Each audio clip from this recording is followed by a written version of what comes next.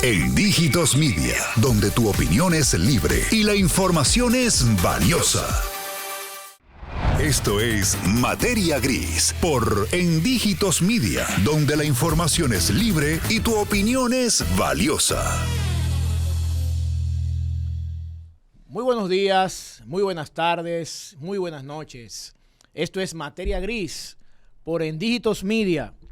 Señores, a propósito de el gran crecimiento que ha tenido fruto del COVID, ¿verdad? Y obviamente los avances tecnológicos, el propio uso de la tecnología y obviamente lo que ha venido arrastrando el crecimiento de la necesidad de cada vez estar más conectados e interactuar, ha traído como beneficio, ¿verdad?, acortar a las personas.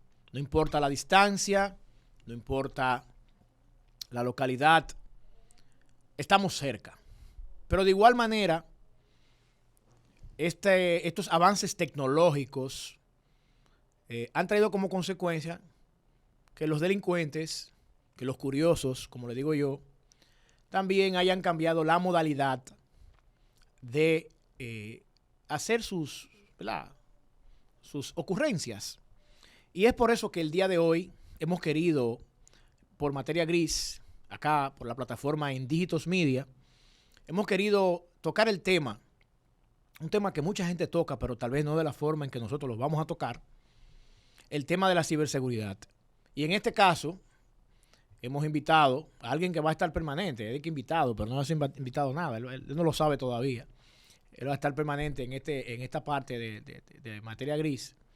A Leonil Corporán, al ingeniero Leonil Corporán, quien obviamente es experto en temas de ciberseguridad, ciberataque, hacking ético y demás. Bienvenido, Leonil. Gracias por aceptar la invitación. Muy buenos días, muy buenas tardes, muy buenas noches. Gracias a ustedes por invitarme y hacerme ya, como me acaban de anunciar, parte de la plataforma. Parte de la plataforma, sobre todo de Materia Gris. Miren, yo creo que una de las cosas, Leo, que debemos de tocar con nuestro público, y es el estilo que va a tener en lo adelante siempre Materia Gris, y toda la plataforma de programas que tendrá En Dígitos Media, es una forma de alguna forma diferente, ¿verdad?, de cómo tratar los temas. La mayoría de nosotros somos educadores, venimos del área académica, vinculados de una manera u otra, y tal vez le vamos a dar un poco el estilo, sin hacerlo cansón, sino de manera interactiva. Y yo creo que lo primero que tenemos que saber, Leo, ¿qué es un delito, verdad? Muchas personas dicen, bueno, ¿qué son delitos informáticos? Y se hacen algunas preguntas, y a veces cometemos errores por desconocimiento. Es correcto, es correcto. Bien, para ponerlos en términos entendibles, un delito informático es aquel hecho que se comete mediante el uso de cualquier mecanismo o medio o dispositivo tecnológico conectado a una red, conectado a internet, ya sea una red aislada o no, y que se hace sin el consentimiento del propietario de la información o del activo, porque la información es un activo, sin el consentimiento del propietario de ese activo. Perfecto. Miren, ¿qué quiere decir esto? Muchas veces nosotros tomamos acciones en nuestro trabajo, con nuestro entorno, o en alguna, ¿verdad?, donde nos desenvolvemos en el día, o en nuestro diario vivir, y muchas veces no sabemos que estamos cometiendo un delito. Es correcto. Hay leyes en la República Dominicana que en su momento hablaremos un poco de la ley de crímenes y delitos de alta tecnología y todo lo que esta conlleva y sus modificaciones, porque obviamente con el tiempo ha venido cambiando un poco todo esto. Pero yo creo que la idea el día de hoy es orientar a la gente un poco sobre qué son los delitos informáticos y tal vez los tipos de delitos. Y es lo que vamos a hacer aquí, vamos a interactuar entre Leonil Corporán y Jimmy Rosario para no hacerlo, ¿verdad?, para hacerlo un poco dinámico. Y tal vez saber un poco, Leonil, lo que son los delitos. Y yo voy a mencionar algunos y tú me puedes ayudar como experto en el tema también a complementar un poco todo esto. Uno de los delitos informáticos más comunes es el sabotaje, cuyo propósito es alterar, modificar, borrar o suprimir información o archivos a fin de impedir su funcionamiento normal. ¿En qué momento, Leonil, ya nosotros tomando en consideración este tipo de delito informático, podemos poner un ejemplo de un sabotaje? Bueno, un sabotaje muy común que suele suceder, sobre todo cuando al momento de una persona ser separado de una institución donde labora, suele cometerse el hecho o el acto, la persona ya sea por desconocimiento o ya sea como retaliación a la pérdida del trabajo, borrar información de su correo electrónico o de su computador que son informaciones propias del cargo que ejerce en esa empresa, ya sea pública o sea privada. Eso es un sabotaje porque afecta un activo de esa institución, de esa organización, que es la información. ¿Qué quiere decir esto, señores? Lo que dice Leonil Corporán. Que si usted trabaja en la empresa X o la empresa Y, no importa que sea pública o privada, y usted utiliza el correo electrónico @empresax.com, toda la información que usted manipula, tanto que envía como que recibe por ese correo, no es suya. Es propiedad de la empresa. Es propiedad de la institución y por lo general las políticas vinculadas a ese tema así lo describen. Muchas veces nosotros no sabemos o no leemos o por alguna razón desconocemos las políticas institucionales en ese ambiente. Entonces, ¿qué quiere decir esto? Usted fue separado de la institución X o Y. No es que usted va a ir a borrar toda la información de maldad porque me cancelaron. ¿Verdad? Y lo que lleva después, las palabrotas que por lo general, dependiendo cómo haya sido la separación, sí, uno se le ocurre en el momento propio de la situación. Usted borrar o distorsionar esa información es un delito que es penado incluso con cárcel. Que se suele cometer muy a menudo fruto del mismo desconocimiento. Y ahí viene lo que tú citabas del tema de las políticas de las instituciones. Muchas veces las instituciones tienen políticas, tienen procedimientos y no la dan a conocer a los empleados, no instruyen a sus colaboradores. Y es donde resulta uno de los inconvenientes.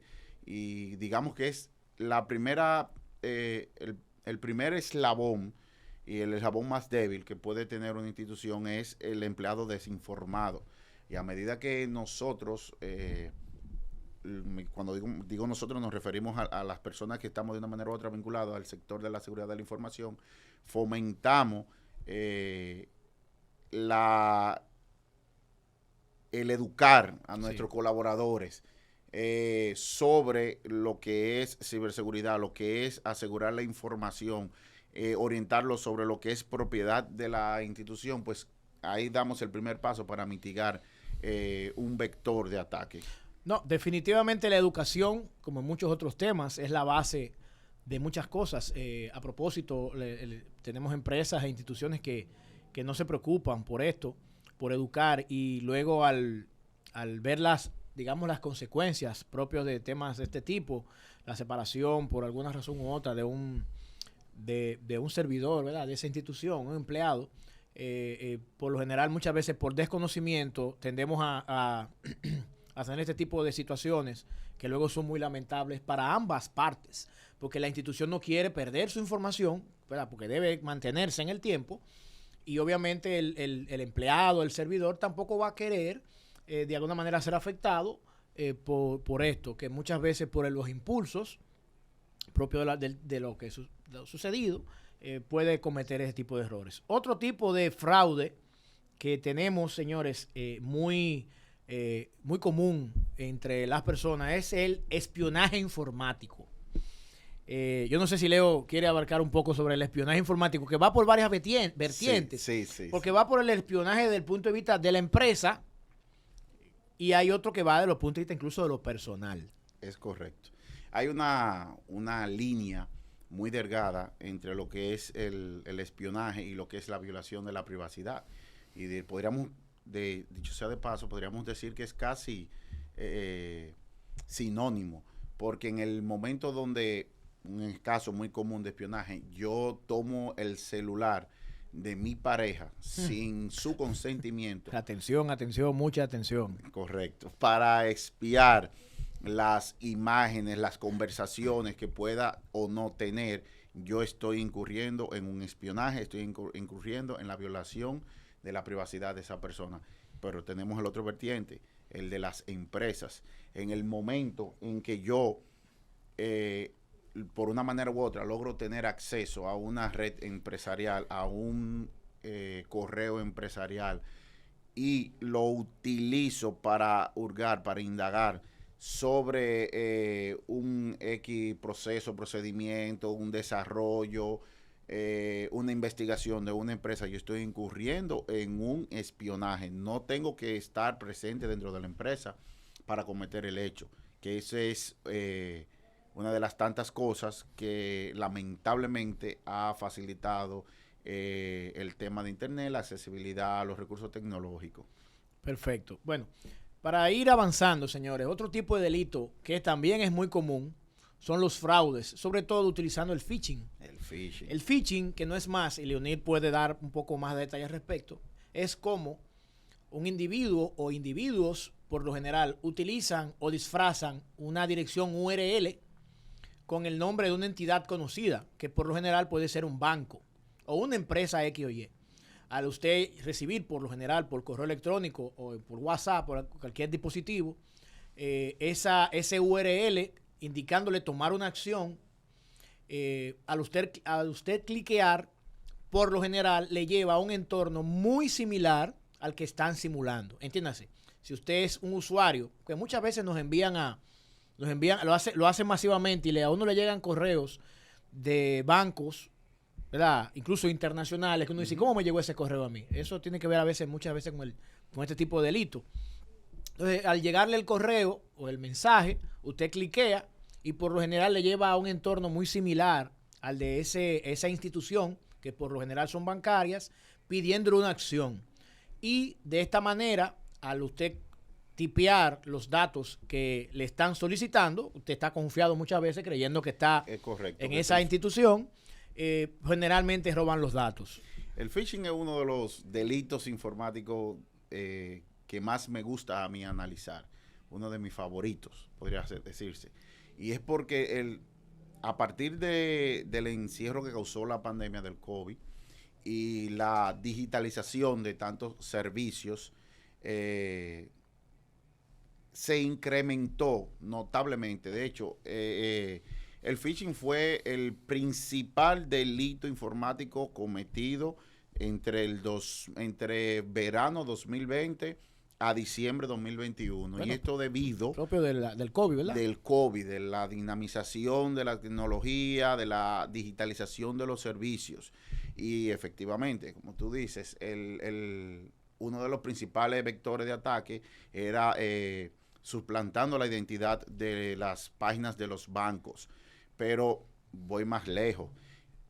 Hay una vertiente del phishing que se ha propagado bastante, que es a través del WhatsApp, enviando los famosos enlaces a cuentas de WhatsApp para sumarse a una X campaña, para apoyar una X causa benéfica, sin fines de lucro. Exacto. O benéfica. Exacto. Donde a final de cuentas terminan haciéndose con información, con data de los usuarios y muchas veces hasta con la propia cuenta de WhatsApp.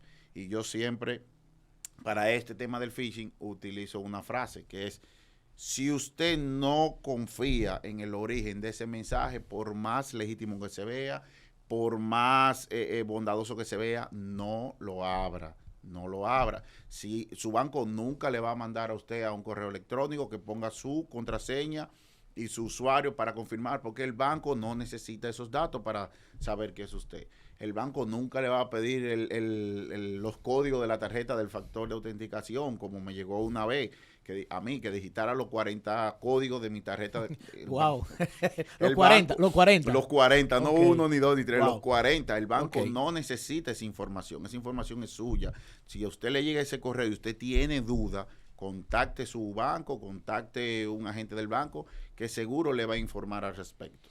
Bueno, definitivamente, como dice Leonil, el crecimiento del uso de la tecnología a propósito del COVID, que todavía estamos en COVID y hay que seguir hablando de esto. Esperemos en Dios que, ¿verdad?, que siga mejorando a propósito de las medidas que se han ido tomando tanto localmente como mundialmente.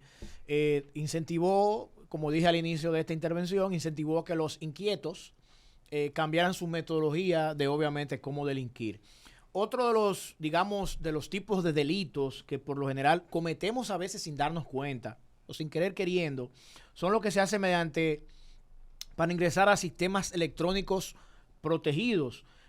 Obviamente, tener acceso a sistemas protegidos, por ejemplo, hackear tal o cual portal o tal o cual institución. Obviamente eso ha ido, los sistemas cada vez son más seguros, hay mayores tecnologías, pero de igual manera los hackers, que tal vez vamos a citar en el siguiente bloque, en el segundo bloque vamos a citar un poco lo que son los hackers y también vamos a hacer algunas recomendaciones de cómo protegernos, porque no solo es ver lo malo o lo que podemos ver como malo, sino también cómo podemos protegernos ante estas situaciones. Es el robo o el acceso no autorizado a lugares o a servicios informáticos. ¿Podemos hablar un poco de eso, Leonil? Sí.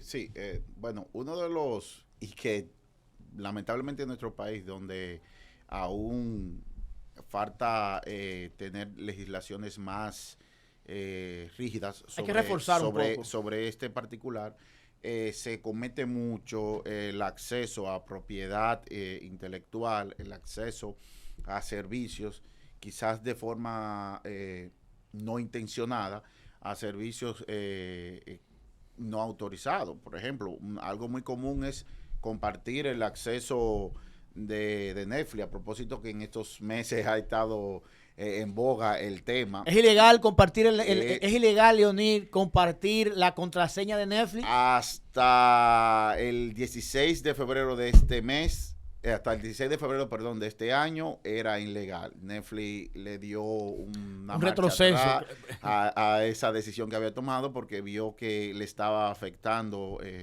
económicamente. Muchas personas estaban decidiendo cerrar sus cuentas, pero sí, era ilegal. Yo no podía, siendo yo un usuario de Netflix en República Dominicana, no podía compartir mi cuenta ni siquiera con alguien que se conectase en Santiago, viviendo yo en Santo Domingo. Eso era ilegal.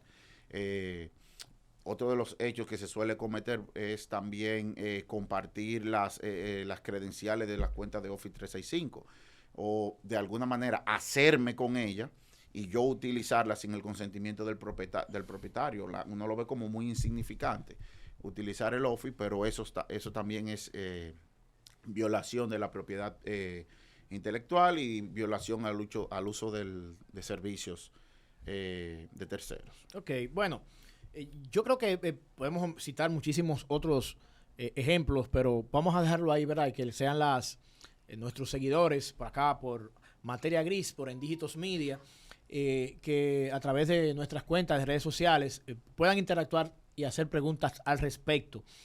Otro tema, ya que el tiempo se nos está poniendo pequeño, que debe ser tomado como un delito, es el robo de software.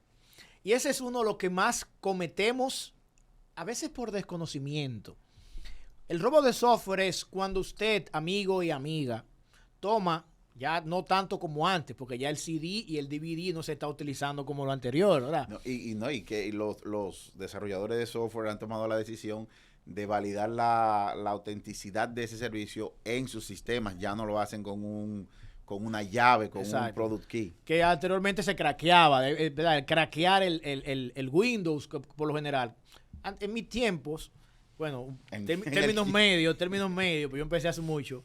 En mis tiempos, instalar un sistema operativo, un Windows en una computadora era tan simple como comprar un DVD y decirle a un amigo o una amiga, cópiame tu Windows ahí. Y pásame el key. Y pásame el key. Ustedes saben que el key era ese conjunto de números y letras extenso, de a veces hasta 8 bloques, de 4 a 8 bloques, dependía del producto, donde usted instalaba el software, le daba a instalar, y él le pedía el key, que por lo general el key era sacado del propio software, el propio sistema como tal. Y como dice Leonil, ya hay otras formas actualmente de poder validar eso. Incluso, aún así, se crean estrategias también para craquear el software. Entonces, cuando usted utiliza un software y no paga por él, o sobre todo, cuando usted un software que lo adquiere, importante saber esto, usted compró el licenciamiento para algo, qué sé yo,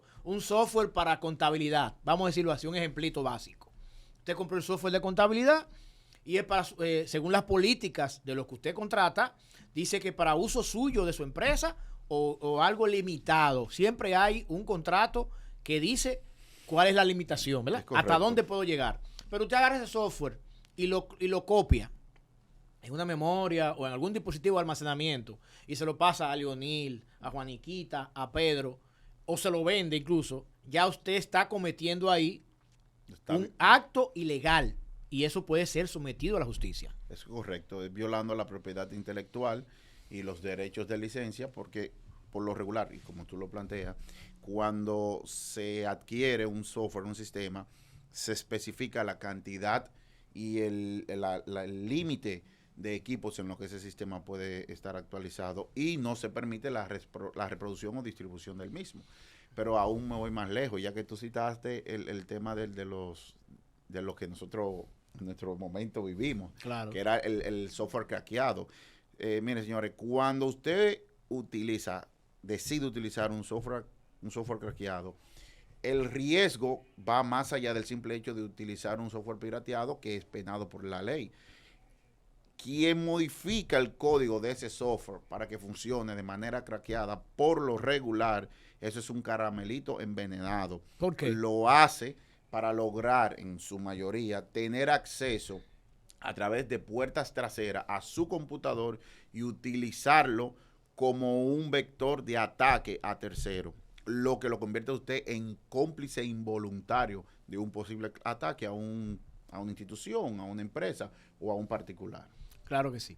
Miren, y ya para terminar este primer bloque de este programa especial sobre ciberseguridad por materia gris, hay un tipo de robo, se oye fuerte, robo, pero eso es robo, es un robo, igual, delito, lo ponemos más suave, pero es un robo. Hay un tipo de robo que cometemos, que ya los medios lo citamos con lo de Netflix, es cuando usted utiliza una cuenta craqueada que no pagó por ella.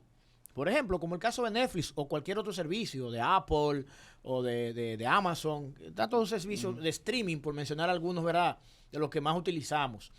Pero de igual manera, señores, hay un tipo de delito que cometemos así de manera suave, y es un delito, y es el robo de Internet.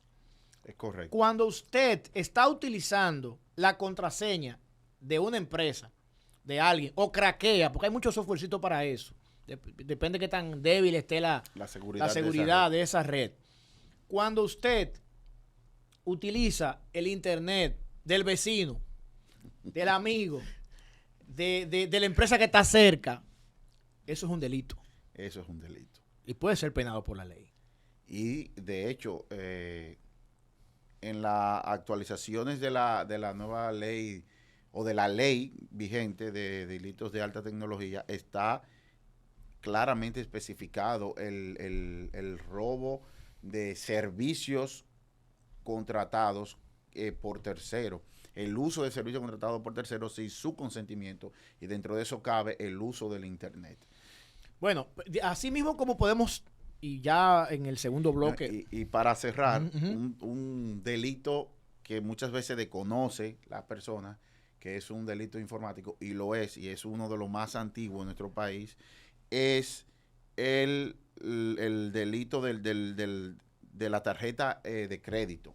El clonado de la tarjeta de crédito se cataloga, se considera ya en la nueva ley, en la modificación de la ley, como un delito informático. Ahí entran los chiperos. Ahí entran los famosos chiperos. Para los que nos están sintonizando recientemente, estamos en Materia Gris por En Dígitos Media, un programa especial sobre ciberseguridad.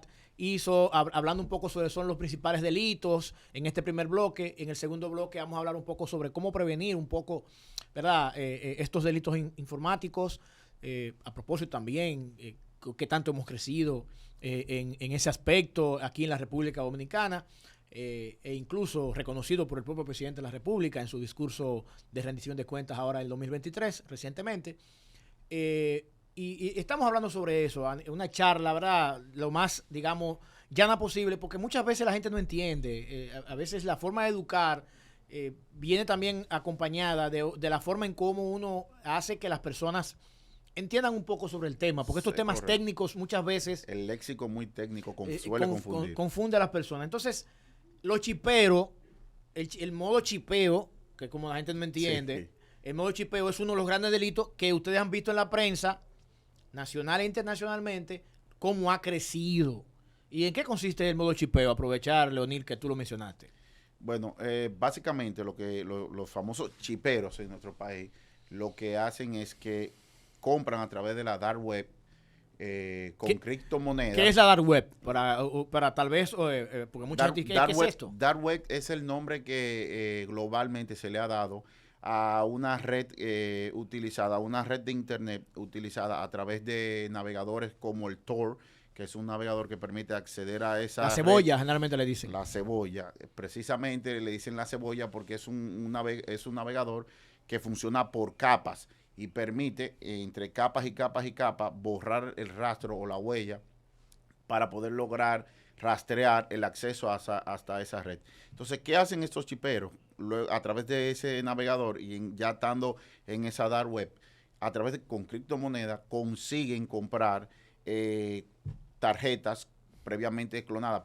En la mayoría de casos, cuando a una persona de nuestro país le sustraen dinero de su tarjeta por modo de clonación, muy rara vez se hace desde este país, porque lo que hacen los chiperos es que compran tarjetas internacionales. Okay. ¿Y qué hacen con esas tarjetas? A través de mecanismos que ellos conocen y algunas debilidades, como ya hemos hablado, de algunos esquemas de courier de acá, es que ellos compran artículos vía internet con esas tarjetas y luego esos artículos los venden aquí a muy bajo precio. Okay. Como no es dinero que sale de su bolsillo, pues probablemente un celular, por poner un ejemplo, un iPhone 14, que puede rondar por los $1,200, ellos compran ese iPhone y aquí en el país lo pueden vender en $600, $700. Ok. Ahora entiendo por qué hay tanta gente que yo he visto con buenos celulares, a veces uno... A muy buenos precios. ¿Cómo es que lo consiguen? Es correcto. Bueno, miren, otra cosa que nos fuimos un poco lejos con lo de la tarjeta, como dijo Leonil, viniendo un poco de los robos de servicios, como habíamos dicho, y hablamos del Wi-Fi. Yo creo que también algo que hay que aprovechar y mencionar, que lo vamos a hacer en el segundo bloque más profundo, es también tener cuidado con el tipo de contraseña. Y vamos a profundizar en el segundo bloque. Vamos a esto aquí. Hay que tener cuidado con el tipo de contraseña que ponemos en nuestro Wi-Fi, en nuestras casas, en el trabajo y demás. Pero eso lo vamos a hacer. Vamos a dar detalles sobre este tema. Vamos a desarrollarlo mayormente. Y otros de prevención en el segundo bloque. Señores, esto es Materia Gris, el programa especial sobre ciberseguridad.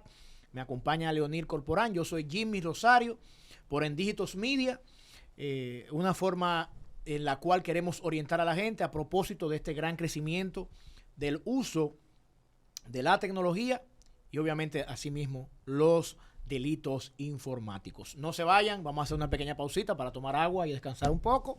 Cuando regresemos vamos con la parte de prevención, hablar un poco sobre algunos premios que hemos ganado en el país. República Dominicana ha estado sumamente preocupada por este tema, la ciberseguridad, las autoridades. Las autoridades hay que reconocerle. Hay que reconocerle esta gestión de gobierno que dirige el presidente Luis Abinader, un hombre tecnológico, a propósito, un hombre que siempre está conectado y como tal sabe los riesgos que esto conlleva.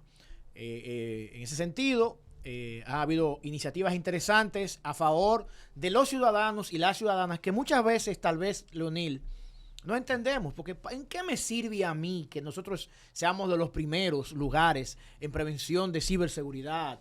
¿Qué me sirve a mí estar a la vanguardia con lo que es la agenda digital? Yo creo que hay que hablar un poquito de eso en el segundo bloque. Creo que sí. Señores, no se vayan, luego de la pausa continuamos con Materia Gris por Endígitos Media. Mantente informado y conectado con Endígitos Media en endígitos.com, Facebook, Instagram y TikTok. Esto es Materia Gris por Endígitos Media, donde la información es libre y tu opinión es valiosa.